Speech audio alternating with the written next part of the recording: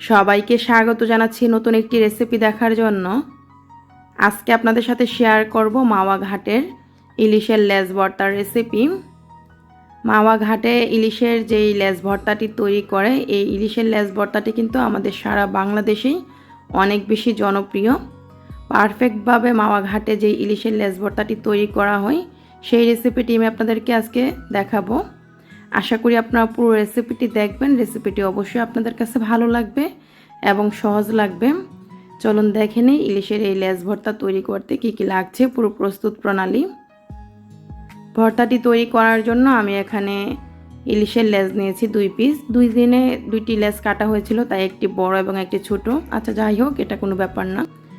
লেজগুলোকে আমি ভালোভাবে ধুয়ে পানিটা জড়িয়ে নিয়েছি। তারপর এখানে পরিমাণ মতো লবণ আর দিয়ে দিলাম আধা চা চামচ হলুদ গুঁড়া, আধা চা চামচ মরিচ গুঁড়া। এখন হলুদ মরিচ গুঁড়াটা ভালো করে লেজের সাথে আমি মাখিয়ে নিচ্ছি। এই মশলাগুলো ভালো করে মাখানোর পর 5 মিনিট রেখে দিব। এভাবে 5 মিনিট রেখে দেওয়ার পর চলে যাচ্ছি ভাজার জন্য। চুলায় একটা প্যান বসিয়ে দিয়েছি। প্যান গরম করে নিয়ে আমি এখানে 4 টেবিল চামচের চেয়ে কিছুটা বেশি সরিষার তেল দিয়ে দিলাম। তো এই সরিষার তেলটা দেওয়ার পর যখন গরম হয়ে গিয়েছে, আমি মাছের লেজগুলো দিয়ে দিলাম। 2 মিনিট পর লেজগুলোকে উল্টিয়ে দিলাম আর চুলার আঁচটা মিডিয়াম আঁচে রেখে লেজগুলোকে ভেজে নিচ্ছি। মিডিয়াম আঁচে রেখে লেজগুলোকে ভেজে নিতে হবে। আর প্রায় আবারও মিনিট খানিক পর আমি উল্টিয়ে দিচ্ছি। এভাবে উল্টিয়ে পাল্টে একদম ব্রাউন কালার করে মাছটাকে ভাজতে হবে। তো আমি এই সাইডটাকেও এভাবে ধরে ভেজে নিচ্ছি, যাতে করে সব দিক দিয়ে সুন্দরভাবে মাছটা কুক হয়। তো আমার এই ইলিশের লেজগুলো ভাজা হতে সময় লেগেছে প্রায় 10 মিনিট।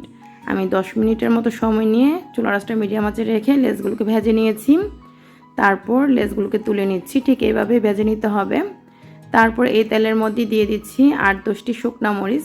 তবে ঝালের পরিমাণটা আপনারা যেরকম খান তেমনই দিবেন। চুলার আঁচটা মিডিয়াম আঁচে রেখে মরিচগুলোকে মুচমুচে করে ভেজে নিয়েছি। তারপর তুলে নিচ্ছি। এখন এই ইলিশের লেজগুলোকে আমি মানে এইভাবে মাঝখানের যে কাটা থাকে, কাটাটাকে আমি আলাদা করে নিচ্ছি। যেহেতু মাছটা অনেক বেশি গরম, তাই হাত দিয়ে ধরা যাচ্ছে না। তারপর এইভাবে আমি মাছের মাঝখানের কাটাটা ফেলে দিয়ে যে কাটাগুলো, সেই কাটাগুলো ফেলে দিচ্ছি। সেই কাটাগুলো ফেলে দিয়ে এখন আমি এই মাছগুলোকে একটা হামানদিস্তায় নিয়ে নিচ্ছি। তো হামানদিস্তা না থাকলে আপনাদের হাতের কাছে শিলপাটায়ও এভাবে বেটে নিতে পারেন। তো মাওয়া ঘাটে কিন্তু এইভাবে হামানদিস্তায় নিয়ে তারপর এইভাবে একদম মিহি করে নেই। তো আপনারা চাইলে শিলপাটাও তো এইভাবে মিহি করে নিতে পারেন। আমাদের এখানে তৈরি। এই যে দেখুন, মাছটা কিন্তু একদম মিহিভাবে আমি কুটে নিয়েছি। তারপর আমি এখানে একটা প্লেটে নিয়ে নিলাম। প্লেটে নেওয়ার পর এখন যে কাটাগুলো দেখতে পাচ্ছেন, এই কাটাগুলোকে বেছে ফেলে দিতে হবে। এবং ভিতরে কিন্তু অনেক বেশি ছোট ছোট কাটা রয়েছে। সবগুলো কাটা ভালো করে বেছে নিতে হবে। তো আমাদের এখানে মাছের কাটাগুলো ভাজা হয়ে গিয়েছে। এখন আমি অন্য একটা প্লেটে নিয়ে নিচ্ছি 1 কাপ পেঁয়াজ কুচি, নিয়ে নিচ্ছি পরিমাণ মতো লবণ। পেঁয়াজ কুচি আর লবণটাকে আমি এভাবে হাত দিয়ে একটু মাখিয়ে নিচ্ছি। একদম বেশি জোরে জোরে মাখালে পানি পেঁয়াজের ভিতরে যে পানি বের হয়ে যাবে, তাই আলতো হাতে পেঁয়াজটাকে এভাবে মাখিয়ে নিতে হবে। তারপর শুকনা মরিচের বোটাগুলো ফেলে দিয়েছি। ফেলে দিয়ে শুকনা মরিচগুলোকে হাত দিয়ে এভাবে মেখে নিচ্ছি। ঝালের পরিমাণটা আসলে যে যেরকম পছন্দ করেন কমিয়ে বাড়িয়ে দিবেন। তারপর যে আমরা সরিষার তেলটা যে প্যানে ছিল, সেই সরিষার তেলটা আমি দিয়ে দিলাম এখানে। তেলটাও গরম রয়েছে মোটামুটি। সরিষার তেলটা দেওয়ার পর এখন সব কিছু একত্রে ভালো করে আমি মাখিয়ে নিচ্ছি। মরিচ, পেঁয়াজ, লবণ এবং সরিষার তেলটা মাখিয়ে নেওয়ার পর দিয়ে দিচ্ছি বেছে রাখা মাছগুলো। এখন মাছগুলো দেওয়ার পর মাছগুলো একসাথে একত্রে ভালো করে মাখিয়ে নিচ্ছি। মাছগুলোকে এভাবে মাখানোর পর আমি এখানে দিয়ে দিচ্ছি ধনিয়া পাতা কুচি। তবে ধনিয়া পাতা কুচিটা অপশনাল, আপনারা পছন্দ করলে দিবেন ইলিশের লেজ ভর্তায়, আর না পছন্দ করলে দিবেন না। তবে দিলে কিন্তু স্বাদ আরও বেড়ে যায়।